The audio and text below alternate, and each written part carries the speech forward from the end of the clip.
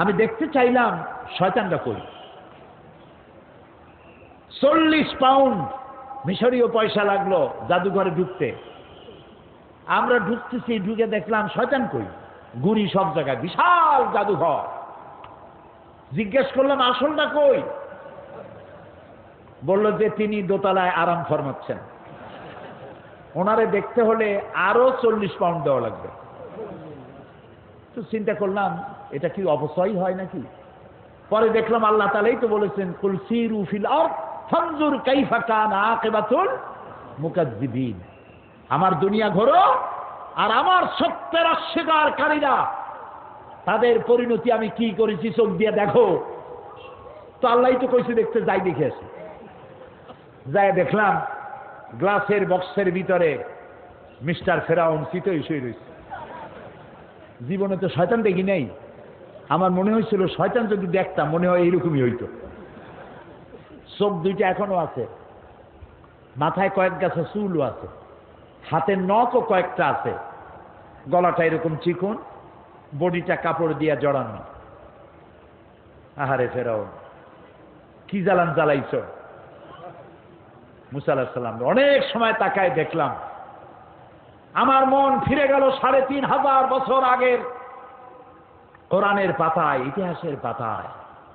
এই ফেরাউন মুসা আলাইহিস সালামকে তাড়া করেছে। মুসা আলাইহিস সালাম সাগর তীরে বসে আছেন। সাথীরা বললেন, ইয়া মুসা ইন্না লামুদরাকুন, আমরা তো পাকড়াও হয়ে গেলাম। সাড়াশি আক্রমণ 3 দিক থেকে আমাদেরকে ঘেরাও করেছে, পালাবার তো রাস্তা নাই। মুসা আলাইহিস সালাম বললেন, কাল্লা, কখনো নয়, কখনো নয়, রব্বি সাইয়াহদিন, অবশ্যই আমার আল্লাহ আমার পথ বের করে দিবেন। সুবহানাল্লাহ, তো আসতে কইলেন। এর নাম নবীর ঈমান। মুসলমানদের জন্য আল্লাহ তাআলা যথেষ্ট। আলাইসাল্লাহু বিকাফিন আবদাহ, আল্লাহ তাআলা বলছেন আমি আমার বান্দার জন্য যথেষ্ট নই। আরে বেটারা কও, অবশ্যই যথেষ্ট। আমার জন্য বলো। মুসা আলাইহিস সালাম বললেন, ভয় পাইও না, আমি যার গোলামি করি তিনি আমারে পথ করে দেবেন। মুসা আলাইহিস সালাম লক্ষ্য করলেন, হঠাৎ করে সামনের দিকে দরিয়া ফাঁক হয়ে গেছে, পানি প্রাচীর হয়ে গেছে, মাঝখান দিয়ে রাস্তা তৈরি হয়ে গেছে সাগরের মধ্য দিয়া। মুসা আলাইহিস সালাম তার দলবল নিয়ে রওনা করলেন। মাঝখানে এসেছেন ফেরাউন তার দলবল নিয়ে। দরিয়ার পাশে এসে দেখে, মাশাআল্লাহ, এ তো গ্র্যান্ড ট্রাঙ্ক রোড। ও মনে করছে ওর বাজানের তৈরি করে রাস্তা। দলবল নিয়ে ঢুকলো। ও যখন মাঝখানে, আল্লাহ মুসা আলাইহিস সালাম উঠাই দিয়েছেন ওপার, ঠিক জায়গা মতো গেছে। ইন্না বাতশা রাব্বিকা লাশাদীদ, এবার পাকড়াও এসে গেছে। আল্লাহ তাআলা বললেন, পানি বন্ধ কর, রাস্তা বন্ধ কর। আল্লাহর কি এত কথা বলার দরকার আছে? না। কি বলছিল? কোন? দুইটা অক্ষরের মালিক, কাফ আর নুন। কোন দেন আন দেয়ার হয়ে যায়। হায়াকুন, ইনফিনিট পাওয়ার, সীমাহীন শক্তির মালিক, যা খুশি তাই করেন।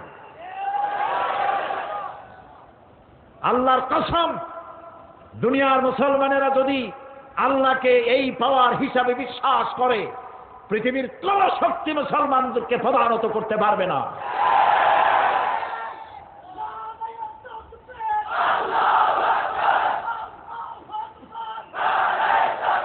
বাস, রাস্তা বন্ধ হয়ে গেল। সাথী সঙ্গী যা ছিল কয়েক চুবনির মধ্যে শেষ। এখন ফেরাউন একা সাগরের উত্তাল ঢেউয়ের মধ্যে একবার নিচে চলে যায়, আবার উপরে ভেসে ওঠে। পানি খাইতে খাইতে পেট গেছে পটকা মাছের সাইজ হইয়া। ফেরাউন দেখলো আর তো উপায় নাই। ফেরাউন বলছে, আমানতু আন্নাহু লা ইলাহা ইল্লাল্লাযী আমানাত বিহি বানু ইসরাঈল। ও আল্লাহ, আমি ঈমান আনলাম ওই ইলাহের উপরে যার উপরে ঈমান এনেছে বনি ইসরাঈলেরা। আল্লাহরে বুঝাইতেছে যে তুমি যদি না বোঝো তাহলে তুমি এভাবে বোঝো যে বনি ইসরাইলেরা যে আল্লাহর উপর ঈমান আনছে আমি কিন্তু সেই আল্লাহর উপর ঈমান আনছি। ও আনা মিনাল মুসলিমিন, আর আমি তো মুসলমান আল্লাহ, এরপরেও তুমি আমার চুবাও কে? আল্লাহ তাআলা বলছেন আল আন, এখন ওয়াকাদ আসাইতা ক্বাবলু ওয়া কুনতা মিনাল মুফসিদিন। দেখেন আল্লাহ তাআলার বাচন ভঙ্গি কি সুন্দর। ফিরআউন বলতেছে আনা মিনাল মুসলিমিন, আমি হলাম মুসলমানদের একজন। আল্লাহ কয় ওয়া কুনতা মিনাল মুফসিদিন, তুই তো সন্ত্রাসী, কি আর মুসলমান, তুই তো সন্ত্রাসী। সারাটা জীবন আমার নবীকে জ্বালাইছো, আমার গোলামদেরকে জ্বালাইছো, বেটা তোরে আজ আমি ছাড়বো না, তোরে মারবো, তুই মরবি, তবে তোর শরীরটা বাঁচাবো। আলিয়াও মানুনা জি কাবে বাদানিক, আমি তোর শরীরটারে বাঁচায় দেব। পানিতে নষ্ট হবে না, জলচর প্রাণীরা খাবে না, মাটিতে নষ্ট হবে না, পোকা মাকড়ে খাবে না, আমি তোরে শুটকি বানাইয়া রাখবো কিয়ামত পর্যন্ত, যাতে পৃথিবীর সব স্বৈরাচারেরা তোরে দেখে যেন শিক্ষা নিতে পারে। ওই আল্লাহ আছে না নাই? আরো জোরে বলো, সেই আল্লাহই আছে।